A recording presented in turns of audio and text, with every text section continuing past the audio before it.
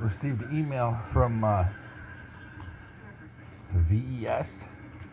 It's a Michigan contractor. I'm sure it's some kind of a spin-off, probably from a larger company, because I could tell by their organization, probably a startup. Wouldn't be surprised if they're connected to Triple Canopy, Constellus, and Morley group of companies. Just because I see the way they are operating, they don't give a crap about veterans. They send me an email notice, don't even confirm receipt, don't explain anything, and I call their stupid phone number, and guess where it rings? Morley Group of Companies call center. How do I know? Because again, I used to work with some of those people, and I know their hold music, and I know how they operate. I'm sick of it. And then I just received a letter from FedEx, actually two, and they just threw it on my doorstep. Not even proper service. Today, which is 5 days away from the appointment date. The main appointment would be in Grand Blanc. The actual doctor's appointment just for asthma, that's the only thing on there. To do another FEP, FEL, FEH, FEV. FEV. I just did one 2 months ago at the VA. And I shouldn't even have to do it because I'm a CENTCOM deployed vet. I fall under the PACT Act. I shouldn't even be doing any of it.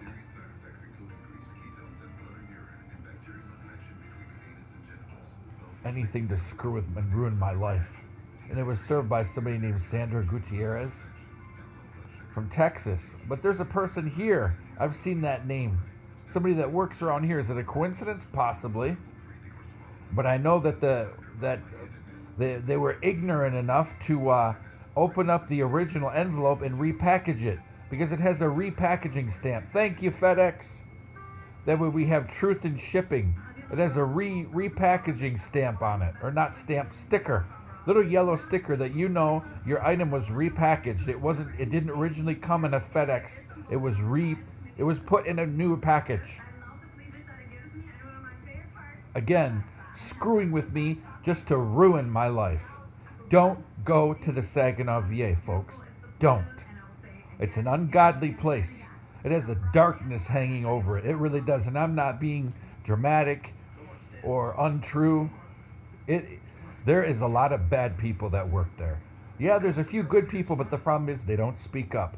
Just like in the county of Saginaw, there's a lot of bad people here from all kinds of different perspectives, all walks of life.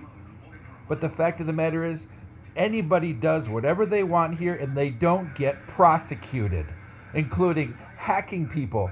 Vassar prosecutes, and they got about 1/50th of the amount of budgeting that any township or city police department does in Saginaw. Vassar prosecutes criminal hackers. They prosecute them. Let's see, what about people that are let go? Parents that sexually and physically abuse their children, sometimes to death. Let go because they're mentally incompetent for trial. Let me tell you, if I was a prosecutor, I would rip that apart. Not here. Let's see, what else did they do here? Oh, here, if you please the right authorities and a police officer maybe spits on you or pushes you too hard, they'll pay out anywhere from $400,000 to $1 million just for that. Like I said, though, you got to fit certain criteria. Let's see what else. Oh, if you're a certain criteria business, you'll get all kinds of attaboys or attagirls, all kinds of funding, all kinds of help. If you want a house, all kinds of people from particular groups in the community, they will hook you up. But when you're not there, well, just use different MDHHS or VA or HUD money to house them. Horrible place. I'm telling you, people, don't move here. This city needs to fall just like Detroit did before they clean their act up. And certainly if you're a veteran here, be careful because you might be targeted too. And they will target you to the point of it really looks like they want to kill you because they won't diagnose anything. Because they'll take shoddy readings. They'll use lab companies that disenfranchise veterans because they screw with the testing ranges. Even the FDA criticizes them, but they'll choose them. And also important to note that some of those labs, the contracts were entered right when President Biden took over in 2020. Imagine how many veterans have been disenfranchised. Maybe we've even lost them because their doctors were on the shady side of the law. They weren't advocates for their patients. Obviously, they were there just to keep their direct VA appointment or to keep their fat VA contracting physician salary, while the veteran gets nothing. Oh, no, you don't have leukemia. No, you don't have autoimmune. No, you don't have GERD. You don't have a stomach problem. Oh, just take a couple antacids. Oh, you don't have asthma. Your asthma is very mild. But here, we'll give you three. We'll give you 3 steroids. You can use them all daily if you want to. Yeah, we'll give you some antihistamines, and if you really need it, we can give you some prednisone. Yeah, that veteran's not that sick at all. This is Saginaw VA. I despise them, and probably more than likely, if the Lord gives me confirmation, I'm going to stop going there because they're not helping me. They're making my health worse from stress, from me going there again and again and again. And then I say, how come nobody's helping me come here? I'm a PACT Act vet too.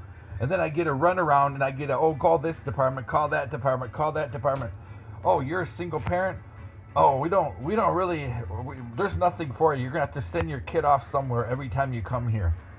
You know, I find it very questionable to see a VA where there's never children. When I go to Saginaw and I'm there with my children, my child, most of the time she's the only one. Something wrong with that.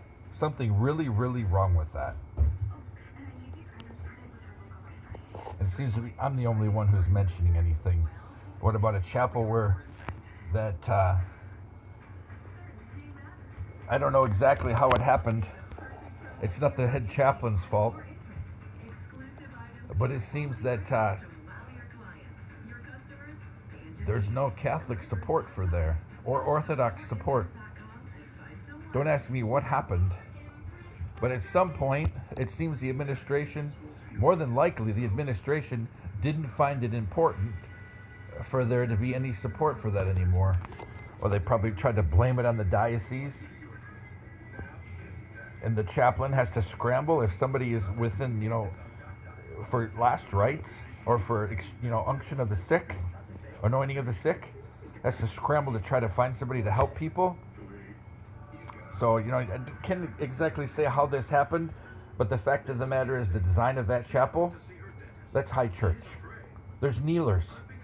Protestants don't have kneelers. As a matter of fact, I've even seen some Episcopal churches that don't have kneelers. So that's a high church design.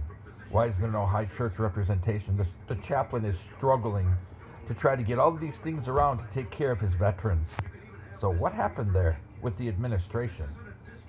Because they're the only ones you can blame. It's their responsibility to assure to faith, providing faith services to every veteran that walks in the doors of that building. Staff, it's not obligated. Veterans, it is. Staff are not obligated to practice their faith while they're working. It's not an obligation by law. You can't prevent it, but you don't have to provide a chapel. You do have to provide a chapel for veterans and their dependents. So, besides that, I really pity the veterans that are pushed into getting somebody a medical power of attorney to do their case and giving away all of their rights. It seems to me at this VA, they empower more social workers than they do veterans.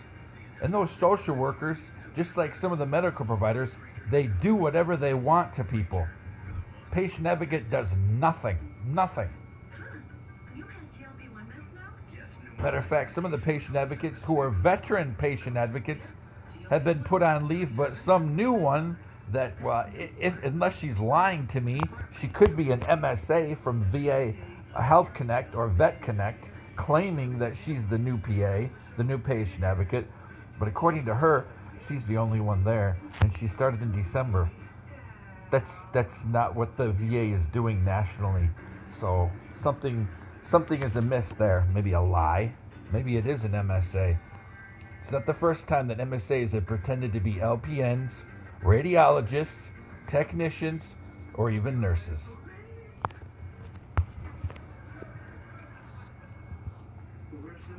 So I'm giving the warning to everybody. You know, it's better that you sit in prayer and silence and just pray for the Lord to bring the right provider to you than to have providers that are not helping you. They're causing more health problems, and the big health problems you do have, they're ignoring them. Or like in my case, instead of looking at all the evidence, you know, I never heard of somebody with a bad liver having swollen lymph nodes. It's obviously autoimmune. Obviously. But no, instead, this VA, like always, would rather humiliate me, argue with me, ignore every single piece of literature I give them from NIH, CDC, Journal of Rheumatology, and tell me I'm overusing the messaging system, or I'm being aggressive, or what's the word? Oh, demanding. Be careful if you go to that VA. I recommend people don't go there until they shape up, or ship up. No, ship out or shape up. Until they do something, I recommend people don't go there. They're not helping me. They would rather make me look like a drunk with a bad liver and somebody that eats hamburgers and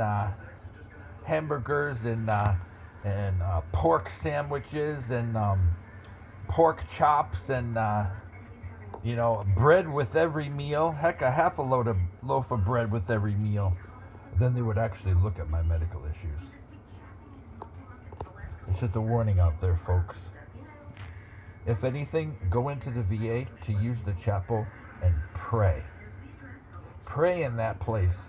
Fill that place with light so the devil and the people who are supporting him and the people who are bringing hatred and judgment and darkness and total disregard for any kind of ethical conduct, any kind of compassion, any kind of evidence-based practice, so they feel so uncomfortable, they quit.